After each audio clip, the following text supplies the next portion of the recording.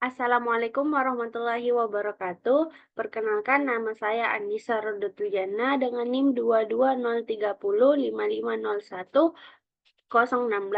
Nah, di sini saya akan memaparkan mengenai 4 fase perawatan dan 10 langkah tata laksana gizi buruk pada balita. Sebelum kita melangkah ke 4 fase dan tata laksana gizi buruk pada balita, kita harus mengetahui terlebih dahulu apa sih sebenarnya itu gizi buruk. Nah, pengertian gizi buruk atau yang seringkali ditemukan dalam istilah nutrisi merupakan kondisi serius di mana asupan makan seseorang tidak sesuai dengan nutrisi yang semestinya diperlukan. Menurut Kemenkes, gizi buruk adalah kondisi ketika berat badan anak di bawah standar yang ditandai dengan indeks berat badan menurut umur kurang dari -3 standar deviasi. Menurut WHO, gizi buruk juga dibedakan menurut umur anak. Yang pertama, usia kurang dari 6 bulan dengan berat badan menurut panjang badan atau berat badan menurut tinggi badan yang kurang dari -3 standar deviasi atau adanya edema bilateral yang bersifat fitting atau tidak kembali setelah ditekan. Yang kedua, usia 6 sampai 59 bulan dengan BB menurut panjang badan atau berat badan menurut tinggi badan yang kurang dari -3 standar deviasi atau pengukuran lila yang di bawah 11,5 cm atau adanya terjadi edema bilateral yang bersifat fitting. Selanjutnya, adanya penyebab gizi buruk. Nah, penyebab gizi buruk itu terdiri dari 6. Yang pertama, faktor sosial ekonomi, di mana ketika orang tua dari balita yang mengalami gizi buruk ini eh, tidak memiliki ekonomi yang mencukupi sehingga membelikan makanan bagi balitanya yang sesuai dengan keuangan, tidak sesuai dengan anjuran dari gizi pada balita. Yang kedua, adanya faktor pendidikan. Faktor pendidikan ini mempengaruhi faktor ketidaktahuan bagi orang tua balita. Apabila orang tua balita tidak mengetahui apa saja sih sebenarnya makanan yang baik untuk balita dan mencegah gizi buruk, maka dari itu bisa mencegah dari gizi buruk itu sendiri. Tetapi ketika orang tua tidak mengetahuinya karena adanya faktor pendidikan, maka anak tersebut atau balita tersebut bisa mengalami gizi buruk. Yang ketiga yaitu kondisi lingkungan. Ketika kondisi lingkungan balita atau tempat tinggal balita tidak baik atau berkondisi buruk, sanitasinya buruk, atau lingkungan yang penuh sampah, itu bisa mengakibatkan gizi buruk. Yang keempat, masalah kesehatan pada kehamilan. Ketika seorang ibu balita mengandung anaknya atau mengandung janin tapi tidak memenuhi asupan gizi yang sesuai untuk janin, akan pada akhirnya ketika lahir, anak tersebut akan mengalami kekurangan gizi yang bisa pada akhirnya berdampak pada gizi buruk. Yang kelima, praktik pengasuhan yang tidak tepat. Praktik pengasuhan yang tidak tepat ini bisa berpengaruh kembali lagi ke penyebab faktor pendidikan atau bagaimana faktor sosial ekonomi. Ketika orang tua dari balita tersebut tidak mengetahui bagaimana sebenarnya asuhan yang tepat untuk anak atau balita bisa pada akhirnya menyebabkan gizi buruk. Yang keenam, penyakit dan infeksi. Nah, penyakit dan infeksi ini berujung atau timbal balik dengan kondisi lingkungan. Ketika kondisi lingkungan tempat tinggal balita buruk, bisa mengakibatkan atau bisa memberikan bakteri, penyakit atau infeksi dengan mudah. Sehingga ketika balita tersebut atau anak tersebut terjangkit suatu penyakit atau infeksi, lama-kelamaan daya tahan tubuhnya turun sehingga mempengaruhi keadaan gizinya yang berakhir gizi buruk.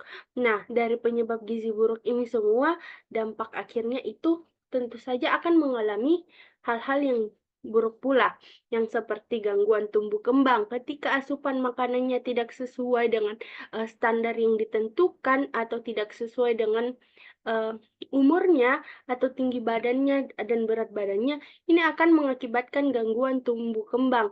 Anak-anak yang gizi buruk akan mengalami tubuh yang cenderung kecil dibandingkan anak-anak yang sehat. Terus yang kedua yaitu gangguan fungsi kognitif. Ketika asupan zat gizinya tidak terpenuhi, akan mempengaruhi dari fungsi kognitifnya yang mana mengakibatkan keterlambatan dalam pola pikir, berbicara, dan berjalan. Yang ketiga yaitu rentan terhadap penyakit. Nah, eh, anak atau balita yang mengalami gizi buruk bisa rentan terhadap penyakit karena adanya asupan-asupan yang tidak dipenuhi melalui zat gizi yang seharusnya didapatkan. Yang terakhir adalah kematian. Nah, dampak gizi buruk kematian ini adalah yang paling berbahaya karena mengakibatkan seorang balita meninggal. Selanjutnya kita melangkah ke 4 fase pada perawatan dan pengobatan gizi buruk pada balita. Nah, 4 fase ini terdiri dari fase stabilisasi, fase transisi, fase rehabilitasi, dan fase tindak lanjut. Nah, fase stabilisasi ini merupakan fase awal perawatan yang umumnya berlangsung 1-2 hari, tetapi dapat berlanjut sampai 1 minggu sesuai dengan kondisi klinis anak.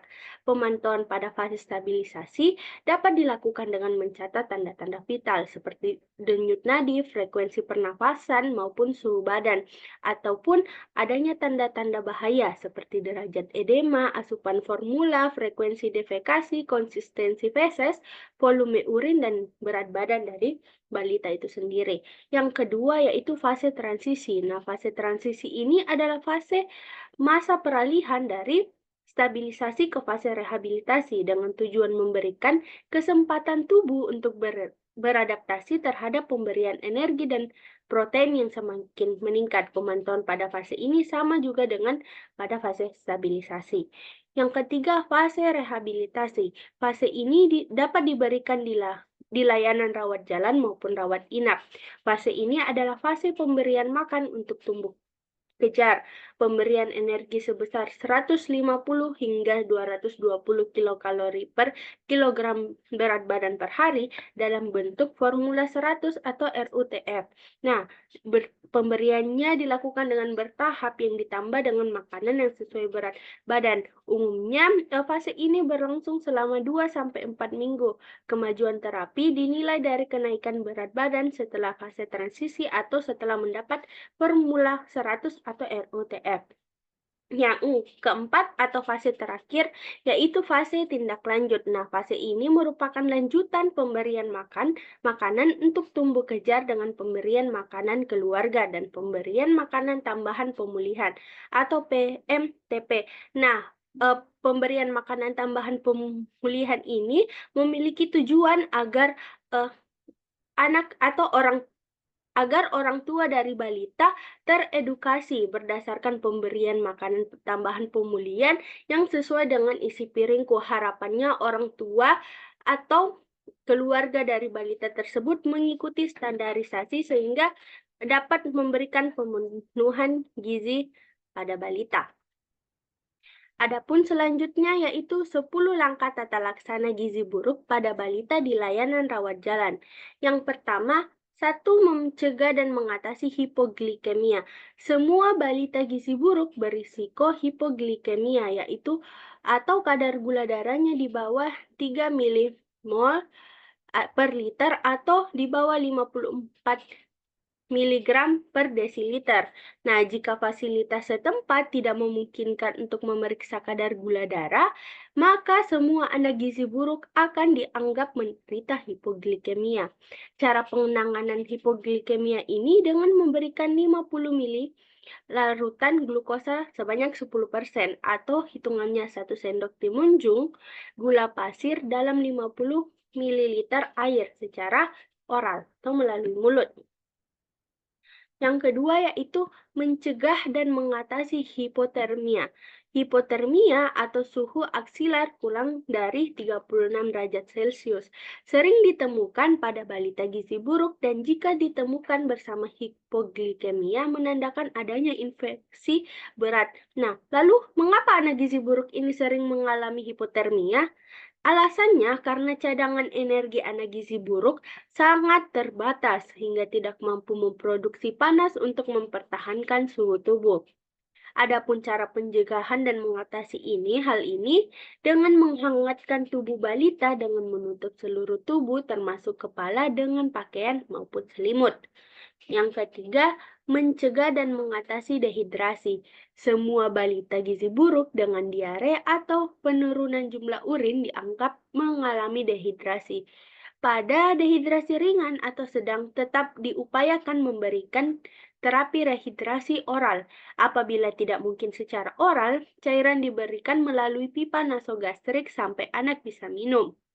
Adapun cara pencegahannya atau cara untuk mengatasi dehidrasi ini melalui pemberian oralit, gula, ataupun larutan elektrolit mineral mix.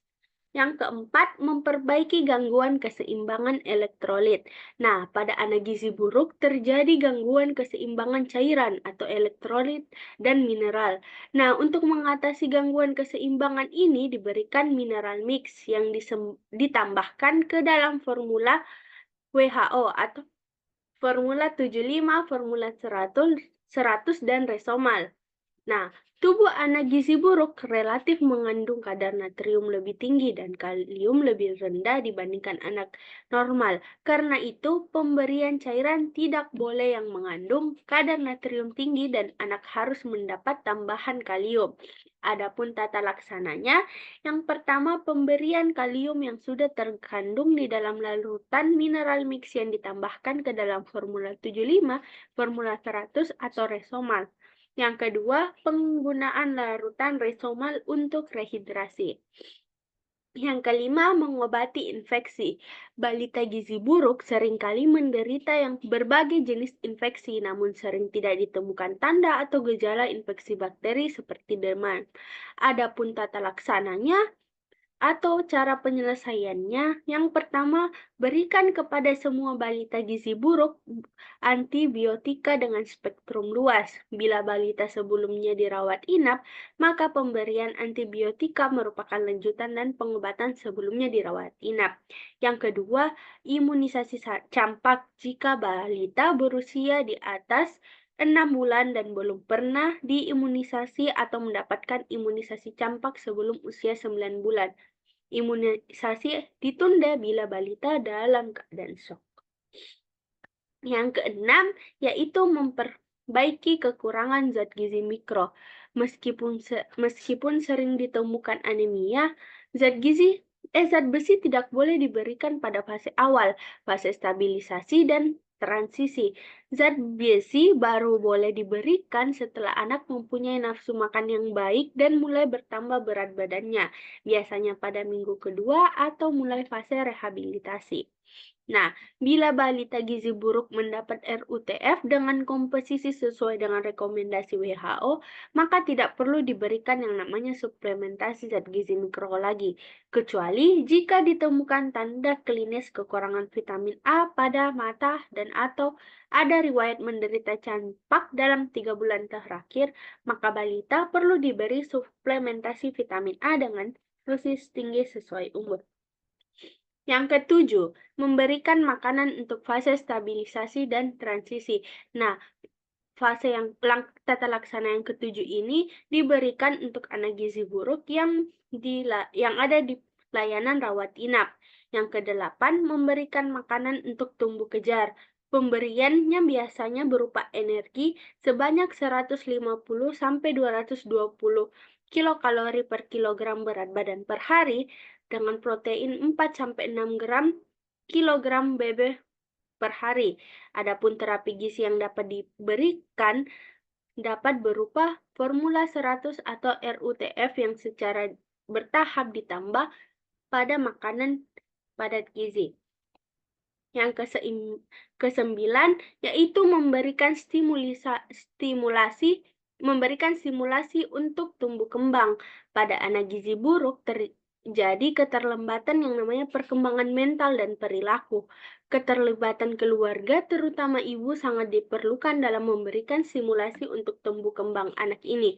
Stimulasi yang diperlukan seperti bagaimana merawat anak dengan penuh kasih sayang, mengajaknya bermain, bernyanyi, dan membuat suasana rumah atau suasana lingkungan menyenangkan, yang pada akhirnya akan memenuhi 4 aspek kemampuan dasar anak, yaitu bagaimana kemampuan gerak kasarnya, kemampuan gerak halus, kemampuan bicara, dan kemandirian dari anak itu sendiri. Dan yang terakhir, yaitu ke-10 mempersiapkan untuk tindak lanjut di rumah.